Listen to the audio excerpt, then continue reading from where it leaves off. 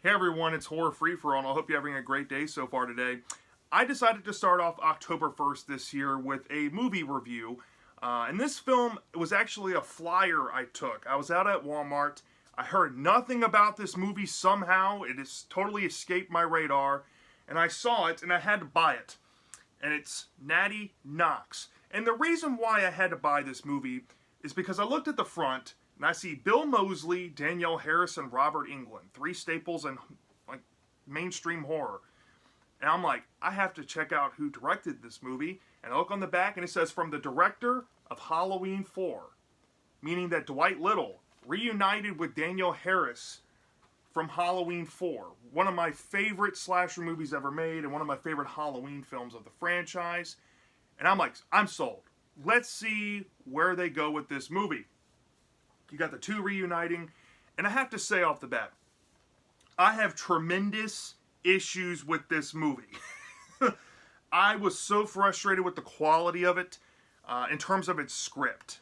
And I think a lot of what I'm going to unpack on this review near the end is going to be dealing with that. But minus that frustration, I do think that there's potential here. And I do think I see potential of Danielle Harris and Dwight Little's potential future working relationship if they both want to get involved in the Halloween franchise at some point. Right now, the Halloween franchise is up, for auction for film rights. So, like I predicted, everyone that said that I was full of it, yeah, we're probably going to get more Halloween movies. That's fine by me. Let's keep the train rolling. But I hope that maybe if they want to go the Halloween 4 route, or maybe visit that old timeline, that they'll give Dwight Little another chance. Because this movie, he brought his directing chops, and I think for the most part the acting was really solid. But I think the big issue for most of you out there is going to be the story itself. So I would recommend that everyone curious to watch this, don't go out to your retail establishments and pay $15 for the Blu-ray, or pay $10 as a flyer for the DVD at Walmart for this. Go watch it on Tubi for free. Right now it's up on Tubi. Go check it out. Then if you like it, or if you just have to own it because you're just a massive fan of Halloween 4 like I am, that's understandable. But stream it first and then buy it if you like it, okay? It's one of those type of movies. So let's get into more about what the film is like and what the story is and what you can expect out of it. I'm going to try to keep it as surface level as possible, and I don't want to give away any major spoilers that you'll come across in the story. So off the bat, if you want to know what kind of story this is, you might be kind of intrigued on the cover. You see like this woman hanging on a cross with like face paint. Might be kind of dark lighting, but yeah, she's kind of just dangling there. You don't really know what to expect.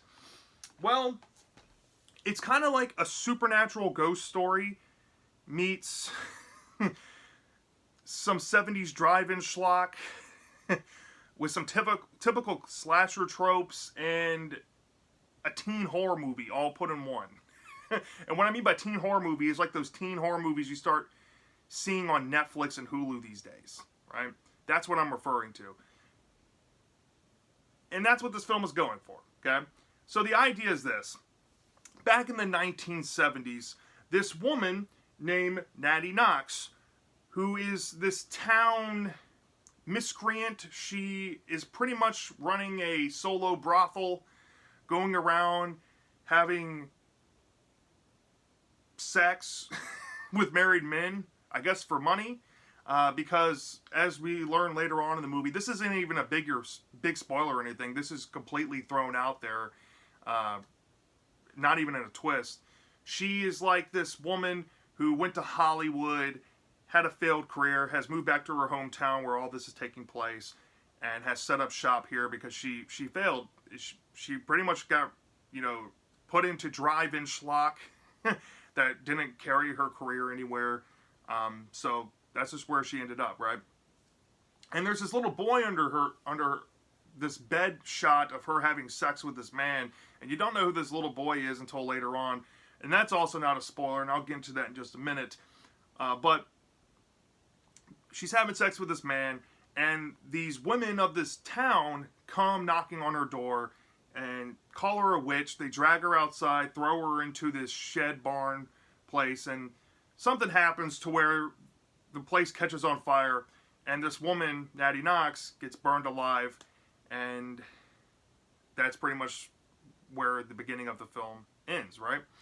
So, it cuts to present day, and you see this single mom, who's played by Danielle Harris, has two children, an older teenage boy and a younger girl that looks like she's about 13, but I guess the movie treats her like she's like 8 years old. Very bizarre. But she's going through a divorce with her husband, and everything's a little rocky. It's around Halloween, and because they're going through hard times, she heavily relies on this babysitter to watch her two kids. For some reason, because the kids are obviously old enough to probably take care of themselves. I don't know why, but it's just a thing.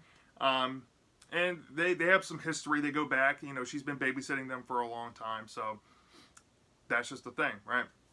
And the mom is a real estate broker, and she has been trying to sell this house that's been foreclosed on for 10 years, pretty much due to the fact that it was once owned by Natty Knox. All right, this is the former Natty Knox house, and you learn that as well in the plot. But you realize very quickly that the movie's not centered around Danielle Harris or Robert Englund. It's centered around these kids and the babysitter. And the main kid you have to worry about is this kid named Wyatt. And the film spends a lot of focus on this subplot with Wyatt that kicks off the whole events that the movie goes into, right? So Wyatt, you know, he has his best friend that's kind of a dick, and they're out wrestling or whatnot, and his phone breaks. And he's like, well, I need to find a way to pay for this phone, my phone bill. If I don't have my working phone, I can't pay it, and I'm going to lose my phone. My dad bought it for me, and the contingency is I have to pay for the plan and whatnot. So in order to make some extra cash to facilitate his need to pay for his phone, him and his buddy get involved in stealing copper wire. And this sets off this whole chain of events, because while they're doing this, the babysitter and the little sister kind of get involved, and let's just say something happens where they witness this girl potentially get murdered or kidnapped or whatnot, and this spooks them and catches the attention of this deranged psychopath, who we now learn at this point in the story is played by Bill Moseley. And he wears like face paint, and he's constantly watching movies of this woman, Natty Knox, in this house, and you don't know where it is, but the movie very quickly tells you it's the Natty Knox house. He's like squatting inside of the home.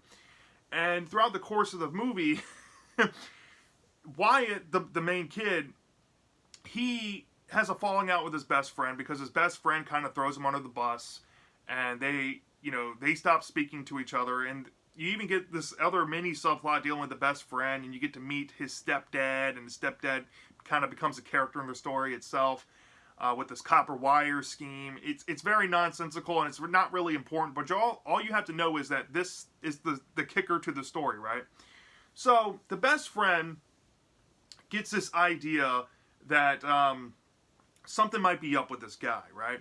So he goes incognito, and he tries to spy on this man that he thinks might be squatting inside of this house that's been vacant for 10 years. And he comes across, a drunken man. He's wearing face paint. He's kind of, not all there. And every time he looks at these movies, he's just staring in it like he's being transported out of his body in like a spiritual way. And you see these weird cutaway shots of this like gray woman that's screaming that might imply there's a spirit involved. And then there's visions of this woman with blonde hair that plays Natty Knox. And she's like communicating with him like silently. And Bill Moseley does do a captivating job at selling you on nonverbal communication, right? So all this is happening, and the best friend is kind of piecing together who he thinks this guy could be or what's been going on. He has confirmation that it might be this person that may or may not be involved with the police, right? So as the story goes on, let's just say there's a lot of filler we can just cut out of the conversation here. All you really need to know is Wyatt ends up going to visit his like mom's place of work and finds an older broker named, played by Robert Englund, who pretty much info dumps the backstory on Natty Knox to him. Like, and this is where you learn this. That's why it's not really a spoiler, because Robert Englund's character pretty much just dumps all this information out there. And it's revealed that she had a son. And the son supposedly died back in 2008.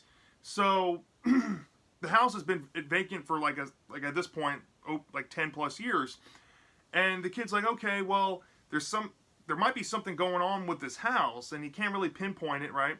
But he doesn't know that his best friend had a baseball that had his initials on there, and the guy finds this baseball because when the best friend tried to break into the house and spy on him, he threw a baseball with the initials, and the guy took a fingerprint and is, trying to, since he's working with the police, he's pulling fingerprints, trying to figure out who it is. And yeah, you get the sense that this tension is building. Like, these kids are about to get fucked up.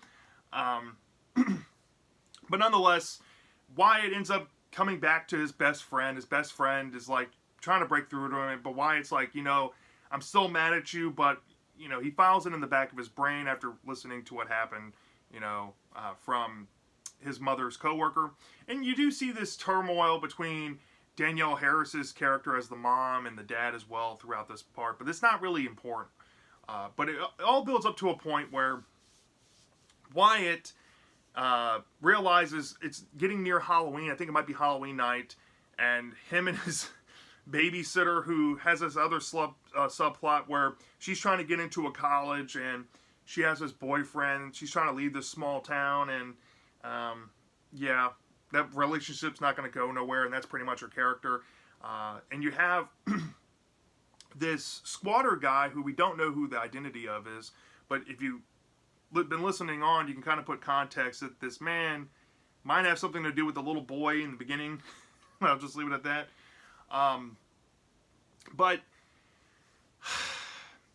this Bill Moseley character is going around being a peeping Tom to the babysitter. Like I said, he's already been involved with a girl in the beginning of the film. You don't know really what happens to her near the end. So Wyatt is doing some like individual research. And meanwhile, while he's doing this research and kind of stewing on this, Bill Moseley's character starts killing. Robert Englund's character comes by to check on the house, finds the squatter in there, and he gets killed in a pretty generic way. And then later on, while Wyatt's doing the research, another police officer gets killed in a pretty generic way. Once they find out what's really going on, and Wyatt puts together what the identity of Bill Moseley's character is. And he's like, all right, I figured out who the squatter is, and pretty much pinpoints that this kid from the beginning and this squatter are pretty much one and the same. And there might be a little mystery behind, and kind of an intriguing origin behind this character as well, about where his whereabouts were for a long time, and maybe some actions that he was involved with have put him under the radar for a long time, so he's been able to conceal something, right? And it builds up to this part of the story. Danielle Harris has an altercation with Bill Moseley's character, and she kind of disappears from the plot, and you find out what happens to her and the girl from beforehand as well. Once it gets to a certain point of the story where the squatter starts to realize and pinpoint through the actions of Wyatt's friend, he's able to trace Wyatt's friend and find out where he's at, and then Wyatt's stepdad ends up getting involved, spilling the beans on where Wyatt lives, and the killer, we should say here, goes to Wyatt's house to try to take care of the situation because he doesn't want anybody to know what's going on. And you don't really know why he's trying to be so protective of what's going on in this house. But the best friend and his stepdad team up, and they go to Wyatt's house to try to take care, of this killer. And something happens to the babysitter, and she ends up getting pseudo abducted, right? And you realize that there's another death that happens, And the climax ends up at the house of Natty Knox, where pretty much it goes 0 to 100 real fucking quick. You kind of realize what's been going on in the house, why this man's been acting this way, what he plans on doing with these women that he's abducted and may or may not have something to do with Natty Knox. And there's a very spiritual revelation that comes out of left field almost about what's actually been going on with this man. And yeah, and I'll just leave it at that, because if I go into any specific detail, I'm going to spoil the whole movie for you, because this is definitely a film that is predicated on the final act, and I'll just leave it at that. That sounds kind of like a messy way of describing the plot, but like I said, I tried to be as spoiler-free as possible. That is what you're going to expect out of Natty Knox, right? So, let's start off with positives, because I think starting off with positives is always the best way to start. I think that this movie had some great cinematography and directing from Dwight Little. He did a fantastic job with this movie, and it's produced by Vertical. You know, I don't know who this is, the Emerald Fountain and Bliss Films. You would think that this would be a cheap movie, but the camera quality on this is incredible. And given the budget, I think Dwight Little really nailed it. Now, I'm not saying he nailed atmosphere, because I think this movie has zero or next to zero atmosphere for a movie being set in Halloween times, but his directing was fantastic. Danielle Harris, Bill Moseley are the two saving graces to this film when it comes to acting. I think they did fantastic jobs. The script could have been a little better, because they were pretty much, you know, accent characters. Well, I wouldn't say Bill Moseley's an accent character, but it takes a while until about the mid portion of the movie before his character actually kicks on. But when they are in scenes, they're scene chewing. And I'm just going to say this up front. This movie goes above and beyond, right? I want to give a shout out to the actress who plays the babysitter, if I can find her name. Charlotte Fountain Jardin. Gorgeous girl. But this movie goes above and beyond to highlight Danielle Harris and this girl. And I guess their beauty angles. Let's just say that. So, yeah, it's kind of bizarre seeing, you know, Dwight Little, who once directed Danielle Harris as a child, directing her in a kind of a, you know, he's constantly giving ass shots to Danielle Harris. Like, it's kind of a, yeah, let's just say that. It's kind of weird, but yeah, if you're into that, you know, they look stunning, you know, beautiful lead girls, right?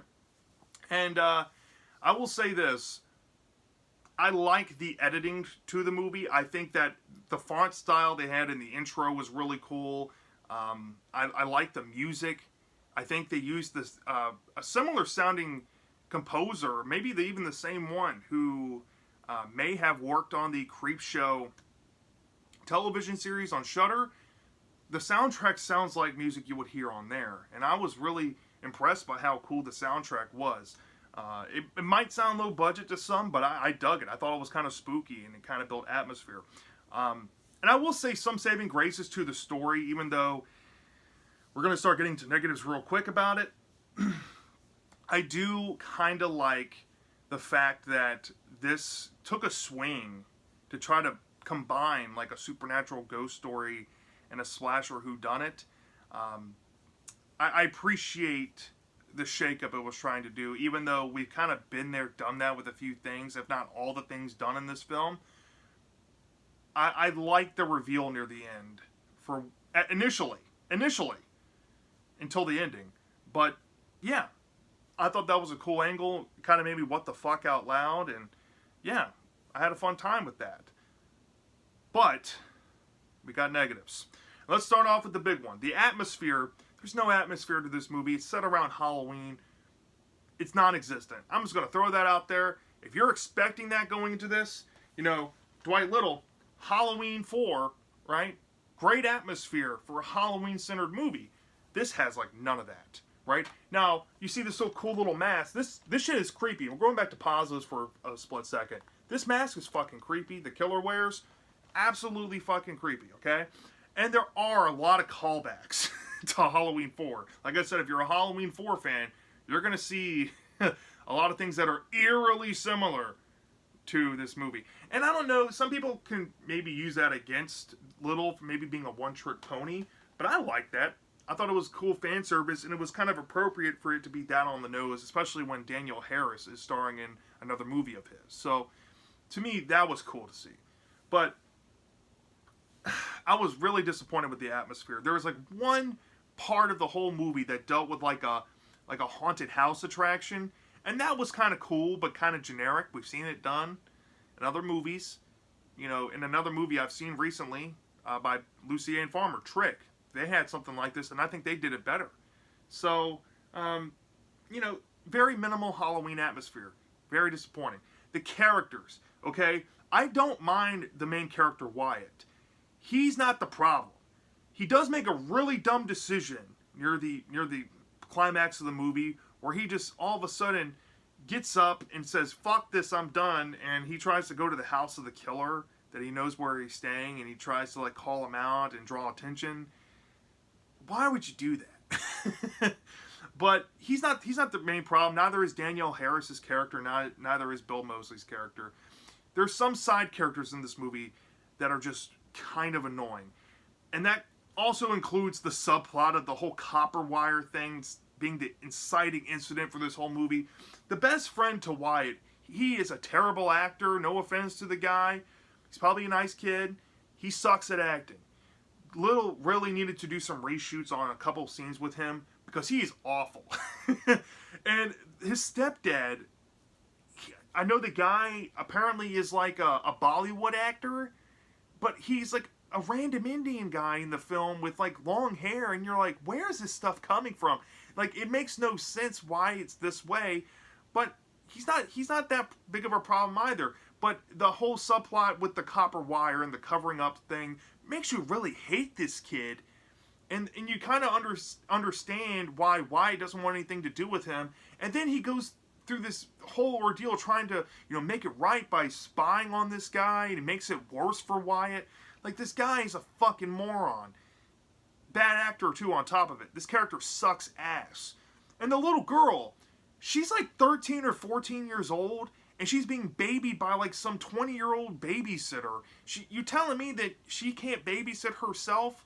That's the most non-believable little sister archetype I have ever seen, right? It's kind of insulting, almost.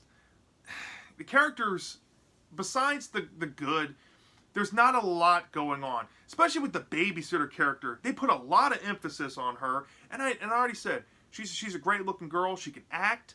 But the script did not bring anything interesting to her character. She's pretty much like a Pearl. She just wants a big dream. She wants to get out of the small town. There's nothing about her character that's remotely interesting. She has a boyfriend she's wrapped up in, but she says, hey, I'm going to go off to college. I'm definitely going to leave him. But there's a part of the story where she knows and she admits that she's probably not going to be with this guy forever because he's an asshole. But she's still going to stay with him for the time being and wants to have sex with him. Like, why is this even a thing? Very lazy writing. And the writer of the script, mind you, in case you're wondering, is by Benjamin Olsen. I'm sorry. I don't know if this was his intended script or maybe budget made them adjust a few things. But the characters really suffered from this script. And that's moving into the plot itself. The whole subplot about the copper wiring is really fucking dumb. And I'm just going to leave it at that. So much of this film is based around this shit. And pretty much not a lot happens until the final act. If I'm being honest, this is kind of a boring fucking script. Alright? And I think the interesting parts in like the first to middle portions is everything dealing with Natty Knox, which is also another fucking negative I have with it. Natty Knox. She's like this drive-in actress, tried to have a film career, ends up moving back home. You hear the backstory. I think it's a cool, neat backstory, but how she's involved in the story in the present day is so poorly done. right? That it kind of eliminates any potential scariness this film could have. On top of it, you know, I should admit this. This film is not fucking scary. That's why I said it's kind of like a teen horror movie that you would see on Netflix, right? It's not that scary. But any potential is thrown out the door once you hear this reveal. At first, it's kind of cool, but where you see it end up is so nonsensical, so unexplained, that I have no fucking words. there's no real tangible effort, and I'm trying not to spoil this, but it involves maybe a disgruntled spirit trying to enact vengeance and doing spiritual possession, and it's just left field as fuck. It's just so badly handled. I don't know how to say this without spoiling it, but just go watch the movie and you'll see what I'm talking about, okay? Just trust me on this one. This is just really bad, dealing with her character, right? And the kills, there's very few kills in this movie. When I saw this, I'm like, okay, this is gonna be like a slasher movie, right? No. We deal so much with this fucking copper subplot. We deal so much with, like, pretty much an atmosphereless movie for so long. By the time you get to the kills, and you're like, okay, the movie's starting to ramp up. Okay, let's see where it's going to go. The kills are generic. For a low-budget movie, they do look good. They do look like they're practical. But they're nothing spectacular. Nothing you haven't seen before. And that's kind of disappointing, because as a fan of Halloween 4 and seeing the direction they took with those kills, I was hoping to see better kills in this film. But no. And it's also very minuscule. There's even an off-screen kill, too, which is fucking annoying as shit. But other than that, right, I think the biggest sin this movie has, right, is its runtime, right? Let me tell you its runtime real quick. I wonder if it says it. 92 minutes. For a 92-minute movie, Halloween 4 was like, what? I want to say like 80, pushing 90 minutes? 88 minutes. Only a 4-minute difference. This movie feels like a cakewalk to get through. This feels like a slog. A slog. This feels like this is like a 2-hour movie. And it's not. That's a bad thing. The pacing in this movie is atrocious. Okay? It takes place over Halloween Eve, leading up to Halloween. And it's so draggy. It's so non-important. All this stuff in the first act is just thrown in there to characterize these characters that are very surface level and to incite really dumb shit to kick off the plot. And, yeah. The pace is atrocious. Really, the only part of the movie where you should care about is the point where Robert Englund's character gives the urban legend to Wyatt's character, and then everything after that matters. And that's like halfway in. So the first half is just really dull, really boring. So that all wrapped in one big bow. What does that make Natty Knox? What does it get for me? If I'm being honest, I thought this movie was just okay. It's just an okay movie. Very heavily flawed. A lot of issues. I'd probably give this maybe like a 2.75 out of 5 stars. Yeah, it's not even a 3 for me. And I think why is because the hodgepodge ideas, it doesn't know what fucking film it wants to be. You have these ghost elements in the back half that feel left field. Trying to interject that shit in makes no fucking sense. The slasher element, there's not enough killing going on to make it a slasher movie. So that's not really a thing. And then you just more so have this like Netflix teen horror movie thing going on, but it doesn't even commit to that because it's not even a horror movie. It's just them going to this subplot of trying to fix a cell phone and gather money through stealing copper wire. It's fucking boring. Yeah. So, very, very just middling movie. It's just okay at best. Like I said early on, just stream this. Don't buy this for your physical collection. Unless you're a diehard fan of Halloween 4 and you want to show some respect to Dwight Little. Other than that, take a pass. However, I do think that after watching this, I hope to see Dwight Little and Danielle Harris reunite on a new Halloween film in the future. I will totally condone that. And I think if Dwight Little has a great script, maybe like closer to the Halloween 4 script, he could make a great classic film. So yeah, that's my thoughts on Natty Knox. Let me know down in the comment section if you've seen this movie before. Do you love this? Do you hate this? I'm dying to know, and I'll see you next time.